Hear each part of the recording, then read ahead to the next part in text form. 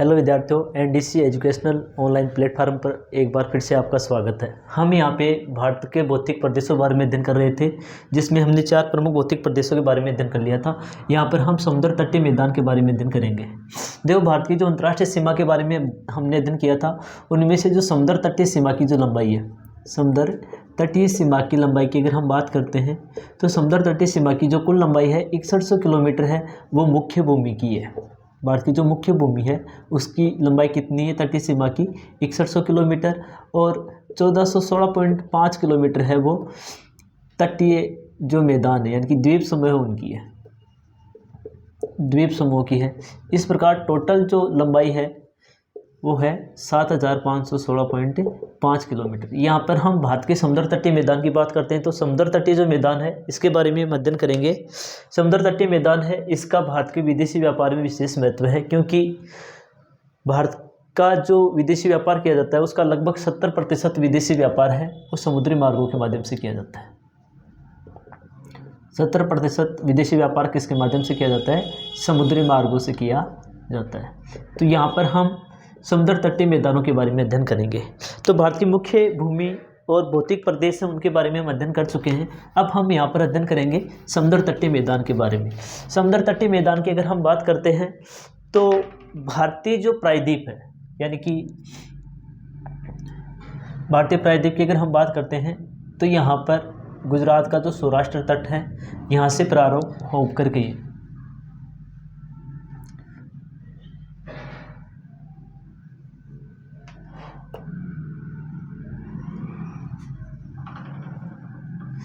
यानी कि ये भारत की मुख्य भूमि है। और भारत की जो मुख्य भूमि है ये तीनों ओर से जल से घिरी होती है, जिस समय भारत का जो दक्षिण प्रायद्वीपीय स्वरूप है इसे प्रायद्वीपीय भारत के नाम से जाना जाता है। इसे किसके नाम से जाना जाता है? इसे प्रायद्वीपीय भारत के नाम से जाना जाता है। भारत की समुद्र तटीय सीमा लंबाई की बात करते हैं तो मुख्य भूमि है, ये जो मुख्य भूमि है इसका, यानी कि भारत के समुद्र तटीय मैदान को 2 भागों में बांटा गया है। एक पश्चिमी समुद्र तटीय मैदान, एक पश्चिमी तटीय मैदान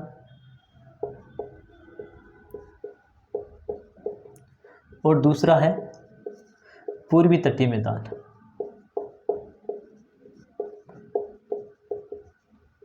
एक पश्चिमी तटीय मैदान है और दूसरा पूर्वी तटीय मैदान है। पश्चिमी तटीय मैदान की अगर हम बात करते हैं तो सह्याद्री के पश्चिम में कच्छ से कन्याकुमारी तक फैला हुआ है, यानी कि ये कच्छ है, कच्छ का रण,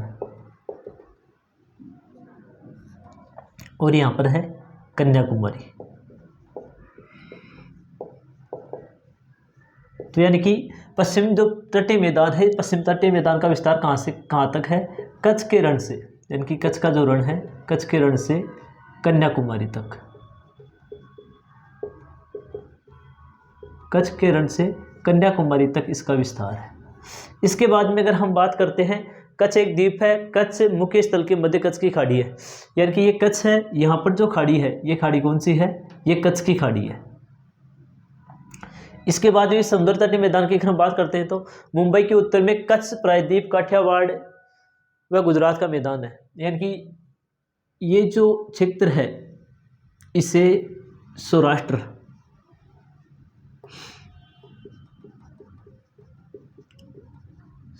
तट कहा जाता है। यहाँ पर ये खंबात की खाड़ी है। कौन सी खाड़ी है? खंबात की खाड़ी।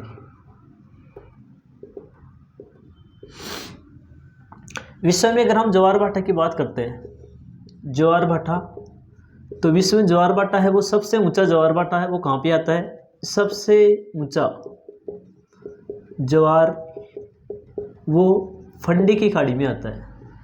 फंडी की खाड़ी जो कनाडा में स्थित है, कनाडा के समुद्र तटीय क्षेत्र उत्तर में स्थित है, जहाँ पर लगभग 15-16 मीटर का जो ज्वार है वो आता है, जो विश्व का सबसे ऊंचा ज्वार है। इसके विपरीत अगर हम बात करते हैं तो भारत में जो सबसे ऊंचा ज्वार आता है वो खंबात की खाड़ी में आता है, जो 2 से 3 मीटर होता है। तो यानी कि सबसे विश्व का सबसे नीचा ज्वार भी आप इसे बोल सकते हैं। सबसे नीचा जो ज्वार उत्पन्न होता है वो कहाँ पे होता है? वो होता है खंबात की खाड़ी में। कहाँ पर होता है? खंबात की खाड़ी में। और इस ज्वार की ऊंचाई कितनी होती है प्यारे विद्यार्थियों? 2 से 3 मीटर होती है।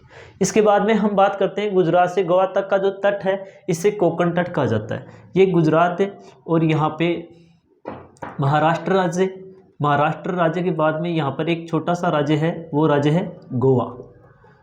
तो यानी कि यहाँ से यहाँ तक का ये जो तटीय मैदान है, यानी कि गुजरात से गोवा तक, गुजरात से गोवा तक, गोवा तक का जो तटीय मैदान है, गुजरात से गोवा तक का जो तटीय मैदान है, इसे किसके नाम से जाना जाता है? इसे कोंकण तट के नाम से जाना जाता है। इसे किसके नाम से जाना जाता है? इसे कोंकण तट के नाम से जाना जाता है। इसके अलावा अगर हम बात करते हैं देश का पहला यंत्रीकृत बंदरगाह, यानी कि गुजरात के अंदर, ये जो महाराष्ट्र के अंदर यहाँ पर हम बंदरगाहों की बात करेंगे इस पश्चिम तटीय मैदान की, तो यहाँ पर जो बंदरगाह स्थित है वो है कांडलापतन। कौन सा पतन है? कांडलापतन, जो कहाँ पे स्थित है? गुजरात में। यहाँ पर है मुंबई पतन। मुंबई पतन कौन से राज्य में स्थित है? मुंबई पतन है वो महाराष्ट्र राज्य में स्थित है। यहाँ पर है नाहवा सेवा पतन। कौन सा पतन? नाहवा सेवा पतन। नाहवा सेवा पतन की अगर हम बात करते हैं तो इस पतन की सबसे महत्वपूर्ण विशेषता यह है कि यह भारत का पहला यंत्रीकृत बंदरगाह है। भारत का पहला यंत्रीकृत बंदरगाह है। भारत का पहला यंत्रीकृत बंदरगाह कौन सा है? नाहवा सेवा पतन है। इसे JLN पतन के नाम से भी जाना जाता है, यानी कि जवाहरलाल नेहरू पतन के नाम से भी इसे जाना जाता है। इसके बाद में गोवा से जो मंगलोर का जो क्षेत्र है, गोवा से मंगलोर का जो क्षेत्र है उसे किसके नाम से जाना जाता है? यानी कि गुजरात से गोवा तक का तटीय मैदान है, इसे कोंकण तट के नाम से जाना जाता है। इसके बाद में गोवा से मंगलोर तक, गोवा से मंगलोर तक का जो मैदान है, गोवा से मंगलोर तक का मैदान है, इसे कौन से तट के नाम से जाना जाता है? इसे कन्नड़ तट के नाम से जाना जाता है। इसे कौन से तट के नाम से जाना जाता है? कन्नड़ तट के नाम से जाना।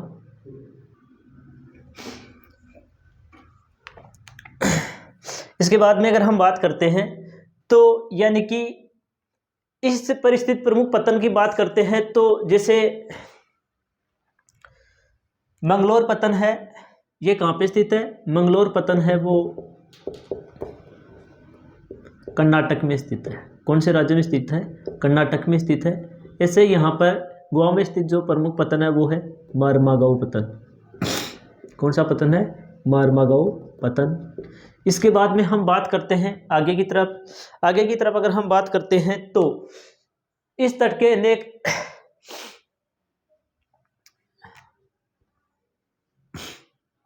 इसके बाद में आगे का जो तटीय प्रदेश है, इस तटीय प्रदेश को मंगलोर से आगे का जो तटीय प्रदेश है उसे किसके नाम से जाना जाता है? मालाबार तट के नाम से जाना जाता है। किसके नाम से जाना जाता है? मालाबार तट के नाम से, यानी कि मंगलोर से कन्याकुमारी तक।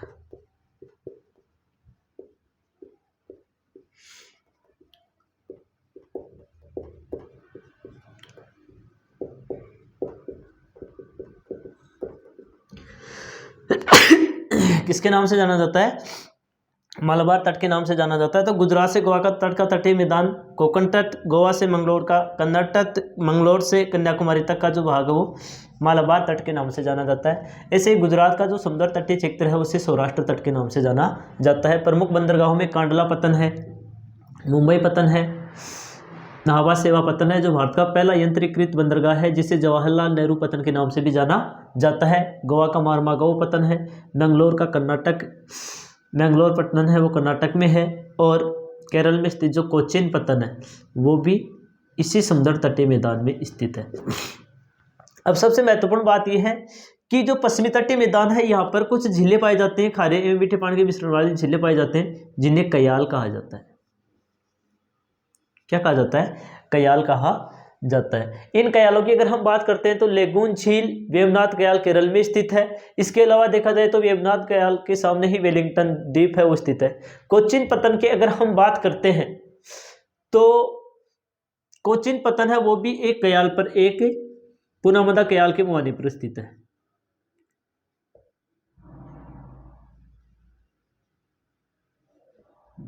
आपके एग्जाम में क्वेश्चन आता है कि कोचीन पतन है वो कौन सी कयाल के मुहाने पर स्थित है? तो कोचीन पत्तन है वो पुन्नामदा कयाल के मुहाने पर स्थित है। कोचीन पत्तन कौन से कयाल के मुहाने पर स्थित है? कोचीन पत्तन है वो कोचीन पत्तन कौन से कयाल के मुहाने पर स्थित है? पुन्नामदा कयाल के मुहाने पर स्थित है। कोचीन को अरब सागर की रानी भी कहा जाता है। अरब सागर की रानी किसे कहा जाता है? कोचीन पत्तन को कहा जाता है। इसके अलावा देखा जाए तो लेगुंजिन वेवनाथ कयाल केरल में स्थित है। वेवनाथ कयाल कहाँ पे स्थित है? कौन से राज्य के क्षेत्र में स्थित है?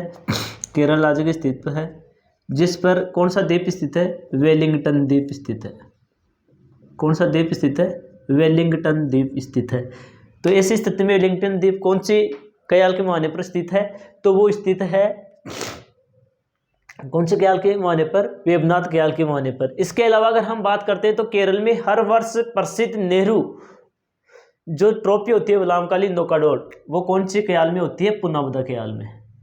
प्रसिद्ध नेहरू ट्रॉफी जिसे किसके नाम से जाना जाता है? जिसे वलामकाली यानी कि नौकादौड़ के नाम से जाना जाता है। जिसे किसके नाम से जाना जाता है? वलामकाली नौकादौड़ के नाम से जाना जाता है। और इस नौकादौड़ का कार्य है वो कौन से कयाल में किया जाता है? पुन्नामदा कयाल में किया जाता है। तो इस प्रकार से हमने इसके बारे में अध्ययन किया कि कौन से कयाल कहाँ पे स्थित है।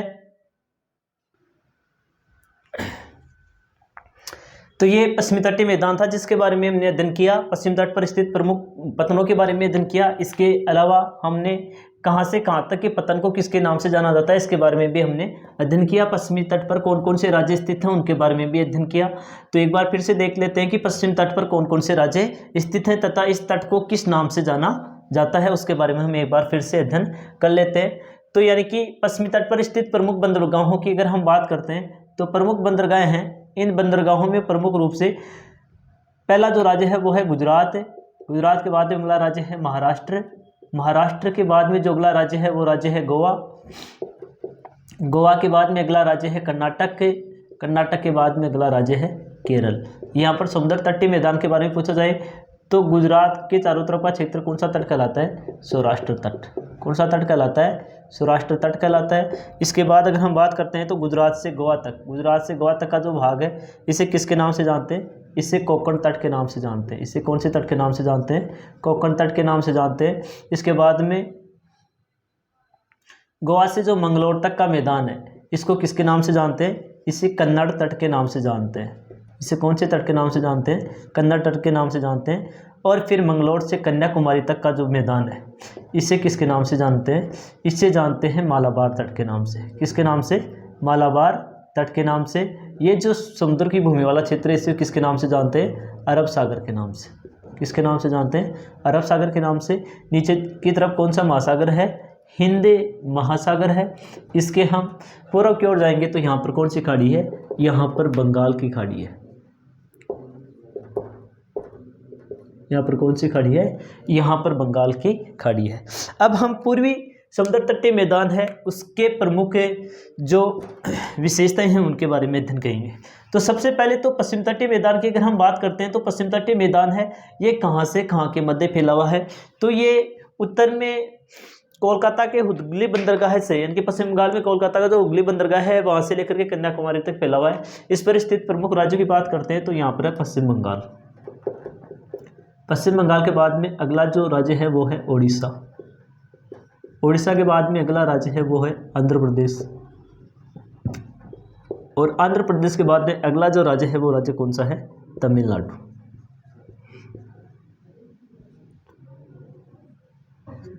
ऐसी स्थिति में भारत की समुद्र तटीय सीमा पर यानी कि भारत की जो समुद्र तटीय सीमा है वो भारत के 9 राज्य बनाते हैं पूर्व एवं पश्चिमी समुद्र तटीय मैदान में। सबसे पहले हम बात करते हैं इस समुद्र तटीय मैदान का विस्तार उड़ीसा पश्चिम बंगाल की सीमा पर स्थित स्वर्ण रेखा नदी से यानी कि यहाँ पर एक नदी है उस नदी का नाम है स्वर्ण रेखा नदी।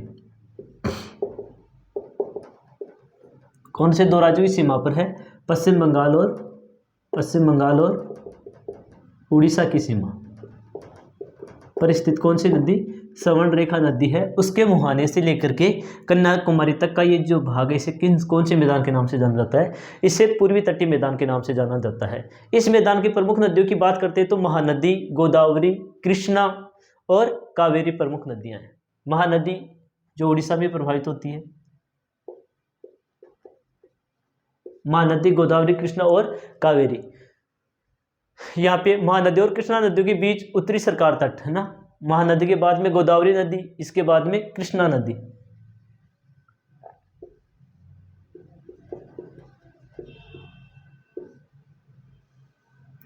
कृष्णा नदी और कौन सी नदी? कावेरी। तो कृष्णा से उत्तर वाला जो भाग है इसको उत्तरी सरकार तट के नाम से जाना जाता है।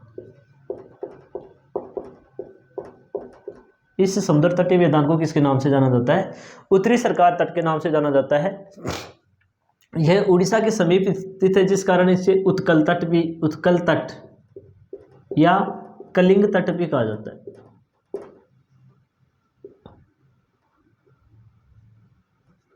उत्कल तट या कलिंग तट भी कहा जाता है। उत्कल तट या कलिंग तट भी कहा जाता है। यहीं पर भारत की सबसे बड़ी खारे पानी की झील है चिल्का झील। चिल्का झील भारत की खारे पानी की सबसे बड़ी झील है।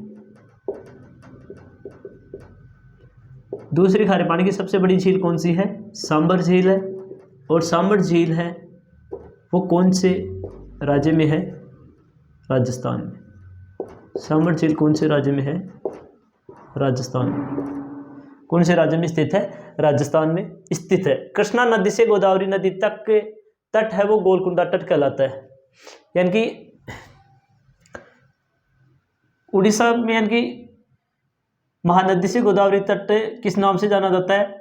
उत्तरी सरकार तट से। फिर गोदावरी से कृष्णा का जो तट है उसे किसके नाम से जाना जाता है? गोलकुंडा तट के नाम से जाना जाता है। कौन से तट के नाम से जाना जाता है?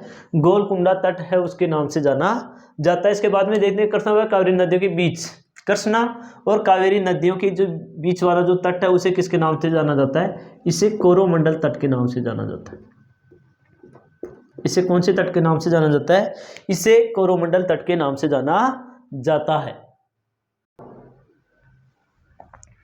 तो इसके नाम से जाना जाता है, किसके नाम से? कोरोमंडल तट के नाम से जाना जाता है। चिल्का झील है वो सबसे बड़ी झील है भारत की खारे पानी की, जो एक लेगून झील है। कैसी झील है? लेगून झील है।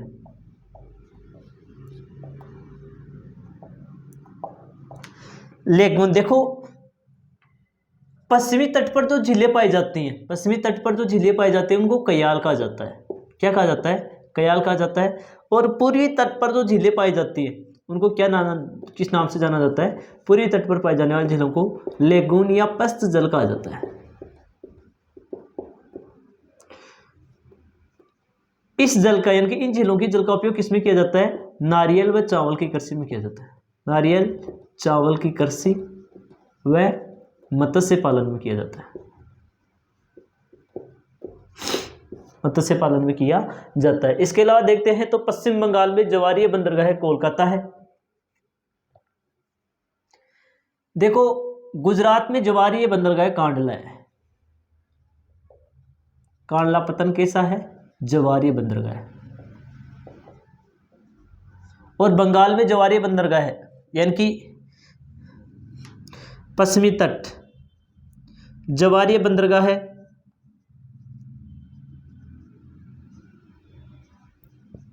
कौन सा है? कांडला। कहाँ पे है? गुजरात में। यंत्रीकृत बंदरगाह कौन सा है?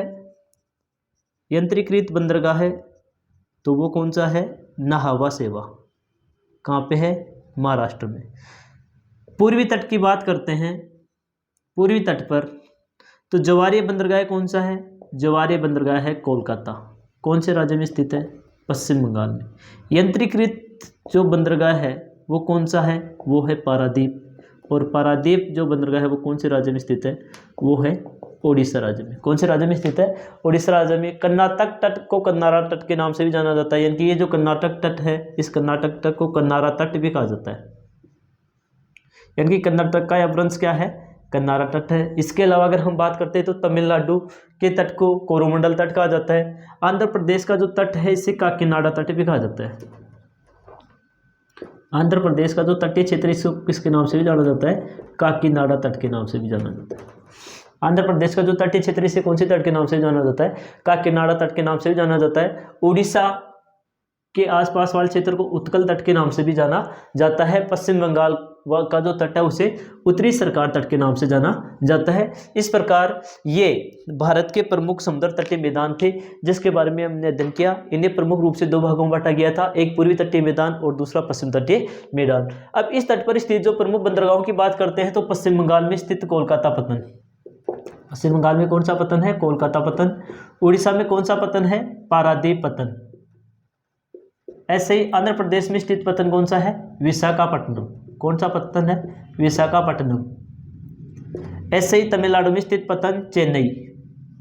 चेन्नई के बाद में एन्नौर पत्तन, एन्नौर के बाद में तूतीकोरिन पत्तन, तूतीकोरिन पत्तन। अगर बात करते हैं तो यहाँ पर पाक जल संधि स्थित है। पाक जल संधि ये किसको किससे अलग करती है? श्रीलंका को भारत से। पाक जल डमरू मध्य यहाँ पर स्थित है। यहीं पर मन्नार की खाड़ी स्थित है, मन्नार की खाड़ी स्थित है। ठीक है, आज की क्लास में इतना ही अध्ययन करेंगे। अगली क्लास तक के लिए धन्यवाद।